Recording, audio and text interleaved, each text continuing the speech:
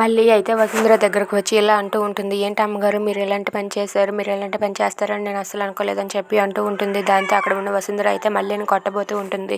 కొట్టబోతూ ఉంటే ఆ చెయ్యిని అడ్డుకొని మళ్ళీ ఇలా అంటూ ఉంటుంది, ఏంటి ఎన్నాళ్ళు మీరు ఎన్నన్నా ఏమన్నా భరించాను, ఇక మీద భరించే ప్రసక్తే లేదు అని చెప్పి మళ్ళీ అయితే వసుంధర చెయ్యిని అడ్డుకొని తనకైతే వార్నింగ్ ఇస్తూ ఉంటుంది. ఇదంతా చూసి గౌతమ్ అయితే చాలా సంతోషిస్తూ ఉంటాడు. చాలా రోజులకి మళ్ళీ అయితే చాలా మంచి పని చేస్తుంది, ఆ వసుంధరకి ఎదురు తిరిగింది అని చెప్పి అనుకుంటూ ఉంటాడు. ఇక మళ్ళీ ఎలా అంటూ ఉంటుంది, అమ్మగారు మీరు నమ్మినా నమ్మకపోయినా, మీరు బాధపడినా మాలిని అక్క బాధపడినా సరే నేను ఒక నిర్ణయం తీసుకున్నాను అని చెప్పి అంటూ ఉంటుంది. అది విని గౌతమ్ అయితే ఏంటా నిర్ణయం అని చెప్పి అనుకుంటూ ఉంటాడు. ఇక మళ్ళీ అయితే తన నిర్ణయాన్ని ఇలా చెప్తూ ఉంటుంది, నేను మాత్రం నా కడుపులో పెరుగుతున్న బిడ్డని మాలిని అక్కకి ఇవ్వను, ఇచ్చే ప్రసక్తే లేదు. మళ్ళీ నేను కానీ ఆ బిడ్డని మీకు ఇస్తే ఆ బిడ్డని మీరు ఏం చేస్తారో ఏంటో, మాలిని అక్క బాధపడినా సరే పర్వాలేదు, నేను మాత్రం నా బిడ్డని మీకు ఇవ్వను అని చెప్పి మళ్ళీ తేల్చి చెప్పేస్తుంది. అది విని గౌతమ్ అయితే చాలా హ్యాపీగా ఫీల్ అవుతూ ఉంటాడు.